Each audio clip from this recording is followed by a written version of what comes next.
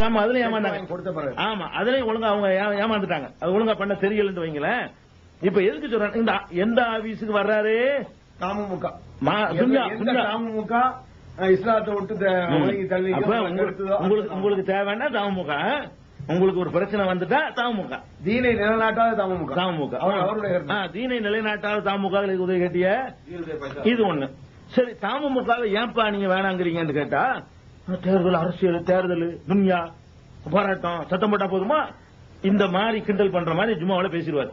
ஒவ்வொரு ஜும்மாவிலையும் பேசுறாரு. அந்த கேஸ்ல இந்த மாதிரி கேலி பண்ற துணியில தான் அவருடைய கருத்துக்கள்லாம் இருக்கு. இந்த ஒத்துக்கிட்டவர் மார்க் ரீதியா தப்பு இல்லைன்னு இதை ஒத்துக்கொண்டாரோ, அதை நிரூபிக்காத வரைக்கும், மறு கருத்தை சொல்லாத வரைக்கும் இந்த லெட்டர் மூலமாக அவசியம்னு ஒத்துக்கிட்டாரு. மார்க் ரீதியா தப்பு இல்லைன்னு ஒத்துக்கிறாரு மினிட்ல, அவசியம்னு ஒத்துக்கிறாரு. இத அப்ப நீ எதை ஒத்துக்கொண்டா இதை மக்களுக்கு சொல்ல வேண்டியதானே? அதுக்கு பதிலா நம்முடைய ஒரு போராட்டம் பண்ணுறீங்களேன், கூட்டம் பயங்கரமா வருமா, இந்த அசத்தியத்தின் பக்கம் கூட்டம் அதிகமாகத்தான் இருக்கும், சத்தியத்திற்கு கம்மியாகத்தான் இருக்கும் இப்படின்னு ஒரு ஜும்மாவுல பெரிய பயன் பண்ணுவாங்க. அந்த வாரம் பார்த்து ஒரு ஜோஸ் வரும். இதுதான் அவருடைய நடவடிக்கையா இருக்குது. அப்புறம் பார்த்தோம்னா, எந்த காரியங்கள் செய்வதனால தமுமுக கிண்டல் அடிச்சாரோ அதே காரியத்தை ஜாக்கிலேயே செய்ய ஆரம்பிச்சார். அதான் காரியத்தினாலதான் ஒரு இயக்கத்தை வேணாங்கிறாரு. நல்லா பேருக்காக வேணாங்கிற அவரு, எதுக்காக வேணாங்கிறாரு, அப்படிங்கிறக்கா. இப்ப என்ன பண்றாங்கன்னா, சின்ன உதாரணம், நிறைய நான் சான்றுகள் ஒண்ணுகளுக்கு எக்கச்சக்கமா சொல்லுவேன். கன்னியாஸ்திரியில கற்பழிப்புன்னு ஒரு பரபரப்பான சம்பவம் நடந்தது, உங்களுக்கு நேரம் தெரியும். ஒரிசாவில குஜராத்லயோ அந்த சம்பவங்கள் பேப்பர்ல பரபரப்பா பேசப்பட்டு இருக்கும் பொழுது, அது மத்திய பிரதேசத்துல அது மாதிரி ஒரு சம்பவம் நடக்குது. உடனே என்ன பண்றாங்கன்னு கேட்டா, மதுரையில் உள்ள ஜாக் பள்ளிவாசல்ல இந்த மாதிரி கன்னியாஸ்திரி கற்பழிப்பை செஞ்சுட்டாங்க, குற்றவாளிகளை கைது செய்ய கோரி நம்ம பெரிய பேரணியும் ஒரு ஊர்வலமும் போய் கலெக்டருக்கு மகஜர் கொடுக்கறதுன்னு சொல்லி ஒரு நிகழ்ச்சி ஏற்பாடு பண்ணி, அதுக்கு தலைமை தாங்கிறவர் யாருன்னு கேட்டா கமாலுதீன் மதனி என்பவர். மதுரையில் நடக்கிற கூட்டத்துக்கு கமாலுதீன் என்பவர் தலைமை தாங்கினார். தமுக தலைவர் வேண்டாம் என்று சொன்னார். காரியத்தை ஜாக் செய்து ஊர்வலமா மக்கள் ஜும்மாவில் அறிவிக்குது.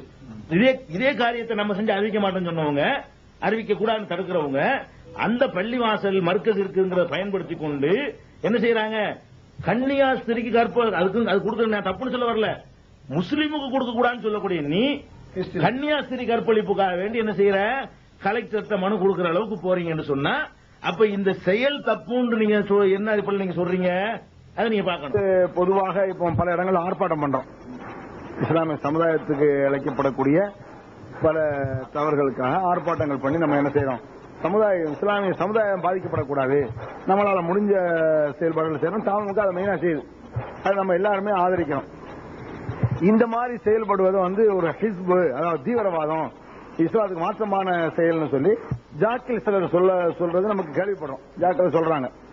அது இந்த மதுரையில ஜாக் மூலமாகவே இந்த ஒரிசா பாதிரிகளை எரிச்சு கொண்டாங்களா இல்லையா, அதற்காக பெரிய ஆர்ப்பாட்டம் நடத்துவதாக நம்ம செய்திகள் மூலமா தெரிஞ்சோம். அதுல நீங்க யாராவது கலந்துக்கிட்டவங்க இருக்கீங்களா? சொல்லுங்க, நீங்க வந்தீங்களா? அந்த ஒரிசாவில் அந்த கிறிஸ்தவ பெண்கள் மானபங்கப்படுத்த கண்டிச்சு எஸ்கே அந்த ஜும்மாவிலையும் உரையாற்றினாங்க. ஜும்மாவில பேரணி நடந்து கலெக்டர் ஆபீஸ் முன்னால் அந்த ஆர்ப்பாட்டம் நடந்துச்சு. அந்த ஆர்ப்பாட்டத்திலையும் அமீர் எஸ்கே மதனி அவங்க சிறப்புரை ஜாக் சார்பாகவே நடத்தப்பட்டது. அது நம்ம எல்லா சகோதரரும் எல்லா சகோதரரும் நான் கலந்துக்கிட்டேன். அதுல எஸ்கே பேசுறேன். ஏகத்துவ வளர்ச்சிகள் நல்லபடியா இருக்குது. ஆரம்ப காலகட்டத்தில் இருந்த ஒரு கொள்கை சாதவர்கள் நீங்க ஒரு ஆளு. ஆரம்பத்தில் இங்க ஏகத்துவம் வளர்வதற்கு முதல்ல மீட்டிங் வந்தது யாரு? சோதரர் பி. அப்படி அவங்க வரும் பொழுது நீங்க என்ன பேர்ல இங்க இயங்கிட்டு இருந்தீங்க, ஏதாவது சொல்ல முடியும்? அது ஆரம்பத்துல தெற்காசுல சும்மா சாதாரணமா இஸ்லாமிய இளைஞர் அமைப்புங்கிற பேர்ல செயல்பட்டு இருந்தோம்.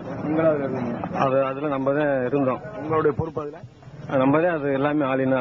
ஆமா, அந்த இதுல நம்ம தான் இருந்தோம். மூணு சகோதரர் இருந்தாங்க. நம்ம தான் ஆர்வமா செயல்பட்டு இருந்தோம். அப்போ பிஜியுடைய கேசட் நம்மளுக்கு கிடைச்சிச்சு. பிஜி கேசட் கிடைக்கும் போது அவர் சொல்லக்கூடிய கருத்து எல்லாம் நல்ல கருத்தா இருந்ததுனால அவர் அணுகி டேட் வாங்கி ப்ரோக்ராம் மீட்டிங். அந்த நேரத்தில் கமாலுதீன் மதனி, அப்துல் காதர் மதனி யாரும் தெரியும்? அப்போ அவங்களாம் யாரும் தெரியாது. இந்த ஒரிசா பாதிரிகளை எரிச்சு கொண்டாங்களே, அப்ப ஜாக் மூலமா ஒரு ஆர்ப்பாட்டம் நடந்தீங்களா? ஆமா, நடத்தணும். அப்ப அதுல நீங்க கலந்துக்கிட்டீங்களா? கலந்துட்டோம். எல்லாரும் கலந்துக்கிட்டாங்களா? எல்லாரும் தௌஹீத் ஜமாத்தை சேர்ந்தவங்க கலந்தாங்களா? அதுக்கப்புறம் என்ன தமிழ்நாடு முழுவதும் போஸ்டர் ஓட்டினாங்க, கன்னியாஸ்திரிகளை கற்பழித்தவர்களை தூக்கிலிடு. யார்கிட்ட கோரிக்கை வைக்கிறாங்க? காபீர் கவர்மெண்ட். அதெல்லாம் கோரிக்கை வைக்க கூடாது. இவங்க என்ன கோரிக்கை வைக்கிறது? அல்லாவிடத்தில் கேளுங்கள். நீ துவாச்சா அல்லா கன்னியாஸ்திரி கற்பழித்தவர்களை தூக்குல போடுன்னு கேளு. தூக்குல போடுன்னு கேக்குறீ, அது எந்த இஸ்லாத்துல இருக்குது? தூக்கு இஸ்லாத்துல மரணத்தை நிறைவேற்றுறது தூக்கு முறை இருக்கா? அப்ப தூக்கிலிடுன்னு கேக்குறாங்க. அப்ப தூக்கிலிடுன்னு கேட்டா அதெல்லாம் மார்க்க, அவங்க செஞ்சாங்கன்னா மார்க்க விரோதமானது இல்ல. அவங்க செஞ்சுட்டாங்கன்னு சொன்னா மார்க்க விரோதமானது இல்ல இல்லையா? இது ஒரு விஷயத்துக்கு விளங்கிக்கணும். இதை விட்டுருவோம். நம்மளாச்சு இந்த சாக்கடையில வெளியே இருந்து கொண்டு சுத்தப்படுத்திக்கிட்டு இருக்கிறோம். தேர்தலில் போய் நிக்க மாட்டோம். ஜாக் என்ன பண்ணாங்க தெரியுமா? இன்னைக்கு ஜாக்குடைய முக்கியமான லீடர்ஸ்கள்ல ஒருவராக இருக்கக்கூடியவர் முஸ்தபா கமால், கோவையில. அவர் கோவையில முக்கியமான ஆளு, மாநில தலைமையில முக்கியமான ஆளு, கமாலுதீன் மதனிக்கு ரொம்ப வேண்டப்பட்டவர். அவர் பல தேர்தல்களில் நின்றிருக்கிறார், பல தேர்தல்களில். இப்ப சமீபத்திய தேர்தல் உள்பட, சமீபத்தில் நடந்த சட்டமன்ற தேர்தல் உள்பட அதுல தௌஹீத் ஜமாத் சார்பாக நின்று தௌஹீத் பள்ளிவாசல்களில் அவருக்கு தேர்தல் பிரச்சாரம் செய்யப்பட்டு ஜாக்கு சார்புல நிறுத்த முடியாது. சுயேட்சை அரசியல் கட்சி முஸ்லீம் லீக் இருந்தா கூட தனிநபரா தான் சொல்லுவான், நாங்க ஜாக்கில் நிக்கணும் சொல்லுவாங்க. ஜாக்கு பள்ளிவாசல்ல தான் பிரச்சாரம் செய்யப்பட்டுச்சு. நீ சொல்ற தமுக நீ சொல்றீல, இன்னைக்கு நான் சொல்றேன் எந்த அளவுக்கு முஸ்தபா கமால் எலெக்ஷன் நிக்கிறாருங்க. முஸ்தபா கமால் அந்த சட்டசபை எலெக்ஷன், நீங்க இப்போ சட்டசபை எலெக்ஷன் நடந்துச்சுலங்க, அந்த சட்டசபை எலெக்ஷன்ல முஸ்தபா கமால் நிக்கிறாரு, போட்டி போடுறாரு. ஆமா, சுயாட்சியா நிக்கிறாரு. ஆமா, கோவை மாவட்டத்துல மேற்கு தொகுதியில சட்டசபையினுடைய தேர்தலுக்கு எம்எல்ஏவா நிக்கிறாரு. ஆமா, ஆமா, முன்னாள் அமீர் சொன்னாரு. ஆனா ஜமாத் அந்த இடத்தை தான் பயன்படுத்தினாங்க போஸ்ட் எல்லாம் வைக்கிறதுக்கு. ஜமாத்துடைய ஆளு பள்ளிவாசல தான் பயன்படுத்தினாங்க பிரச்சாரத்துக்கு. ஜமாத்துடைய ஆளுங்க தான் அவருக்கு பிரச்சாரத்துக்கு போனா, நானும் அவருக்கு பிரச்சாரம். நீங்க போனீங்களா? சொல்லுங்க. ஆமா, இவங்க மேல வச்சிருந்த நல்ல அபிப்பிராயத்துக்காக நானும் வீடு வீடா ஓட்டு கேட்க போனேங்க. நானும் இந்த முஸ்தபா கமாலுக்காக பிரச்சாரம் பண்ணேன். எந்த அளவுக்கு பிரச்சாரம் பண்ணது மட்டும் இல்லாம 2வது நடந்த நகரசபை தேர்தல் எலெக்ஷனுக்கு போடும்போது கூட, அவர் எலெக்ஷனுக்கு கவுன்சிலரா நிக்கிறதுக்கு முடிவு பண்ணும்போது கூட நாமினேஷன் தாக்கல் பண்றதுக்கு, சாட்சி கையெழுத்து போடுறதுக்கு நானும் போனேன். அமமுகவை குறை சொல்லக்கூடிய ஆளு நீ எலெக்ஷன் நின்றக்கூடாது. நீ எலெக்ஷன் உனக்கு என்ன வேலை? எலெக்ஷனுக்கு நீ ஆன்மீக பணி தானே. குரான் ஹதீஸை நீ பீர்வா சொல்றவன். பிஜே பல்டி அடிக்கிறாரு நாளுக்கு நாள். குராபிகளை சரி பண்ண பிஜே பல்டி அடிக்கிறாரு. பிஜே தமுக வச்சு வசதி வாய்ப்புகளை உயர்த்திட்டாரு. நீ நகரசபை தலைவரா இருந்து வசதி வாய்ப்பு உயர்த்த போறியா? எம்எல்ஏ இருந்து வசதி வாய்ப்பு உயர்த்த போறியா? இதெல்லாம் இப்ப வருதுங்க. அப்ப நம்பிக்கை நல்ல அபிப்பிராயம் வச்சிருந்தாங்க. நான் மட்டும் இல்லாம குடும்பமே நல்ல அபிப்பிராயம் இந்த முஸ்தபா கமால் ஐயூப் மலையில வச்சிருந்தோம். அப்போ அந்த நிலையில அப்போ இப்படி நீ நிக்கிற, அப்போ உனக்கு கூடும், உன்னோட அந்தஸ்தை உயர்த்திக்கிறதுக்கு நீ கூடும். சமுதாயத்துக்கு சில நல்லது விளைவிக்கணுங்கிற காரணத்துக்காக தமுகங்கிற பேர்ல சில சமுதாய பணிகளை மார்க்கத்தை ஓவர்டேக் பண்ணாம செஞ்சா அது தவறு. இப்ப நான் கேட்கிறேன், நான் அதாவது எந்த பள்ளிவாசல் தௌஹீத நிலைநாட்டுவார்கள் என்பதற்காக உதவி செய்கிறார்களோ மக்கள், அந்த பள்ளிவாசலை ஒரு மனிதன் தேர்தலில் நின்று ஜெயிப்பதற்காக வேண்டி தேர்தல் பிரச்சார மேடையா பயன்படுத்தினாங்க. இதுகாலம் வரைக்கும் தமிழ்நாடு முஸ்லிம் முன்னேற்ற கழகம் பள்ளிவாசல்ல மேடை கிடைத்து எத்தனை மேடையில் ஏறி இருக்கிறது, தேர்தல் பிரச்சாரத்துக்கு யூஸ் பண்ணது கிடையாது. தமுக எந்த மனிதனுக்கும் ஓட்டு கொடுங்கன்னு சொன்னது கிடையாது. அவர்கள் சொன்னார்கள்.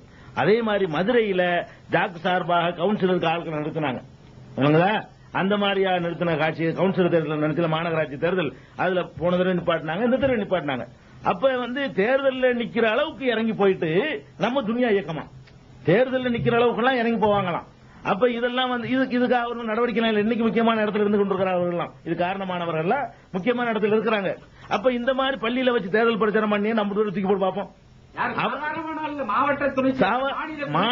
மாநில துணை செயலாளர் போஸ்ட் ஐயூப்ங்கிற ஒரு ஆளு உலக மகாபிராடு நீங்க ஆதாரத்தை நிரூபிப்பீங்க. கோயம்புத்தூர் போனீங்கன்னா நீங்க நான் சொன்ன இடத்துல விசாரிக்கணும். அந்த மாதிரியான ஒரு ஆளு துணை பொதுச் செயலாளர், துணை தலைவரா, துணை செயலாளருங்கிற போஸ்ட் மாநிலத்துக்கு அவரு தேர்தல் பிரச்சாரம் பண்றாரு பள்ளிவாசல்ல ஒரு மனிதனுக்காக வேண்டி, ஒரு ஜாக்கு மெம்பருக்காக வேண்டி. இது மாதிரி ஊடுடா போய் தௌஹீத் அடிப்படையில் இஸ்லாத்தை பயங்காட்டி இதை ஓட்டு போட சொன்னாங்க. நமக்கு இதான் நல்லது செய்வார்னு சொல்லல. இவருக்கு போட்டா நீங்க வெற்றி பெறலாம் மறுமையில, அவருக்கு போட்டா மறுமையில அல்லாஹ் கேட்பான்னு சொல்லிட்டு பிரச்சாரம் செய்யப்பட்டுச்சு. சொர்க்கத்துக்கு போனா அந்த மாதிரி எல்லாம் மார்க்கத்தை அரசியலுக்கு கேடுகட்ட முறையில் பயன்படுத்தின நீங்க எங்களை துணியாவாதீங்களா? கொதிக்குதுங்க. சந்தர்ப்பவாதிகள் இவர்களை தெரிஞ்சுக்கிறேன்னு உங்களுக்கு தெரிஞ்ச விட எனக்கு நல்லா தெரியும். நெருங்கி பழகின வகையில நான் எதுக்கு இந்த தமுக ஆரம்பிக்கும் போது எங்க விலகிறேன், எதுக்கு ஒதுங்கி வர்றேன் பாக்குறேன். இந்த ஒரு கருவியா யூஸ் பண்றாங்க. உள்ளுக்கு இருந்தே எவ்வளவு போராட்டங்கள், எத்தனை கருத்துக்களை சொல்றோம். எல்லாம் இந்த சம்பாதிக்கிற சிந்தனையும் தங்களை வளர்த்துக் கொள்வது வந்த பிறகுதான் விருத்து போய் வெளியே வந்தோம். நம்ம தலைமையை கைப்பற்றுறதுக்கு முயற்சி பண்றாங்க.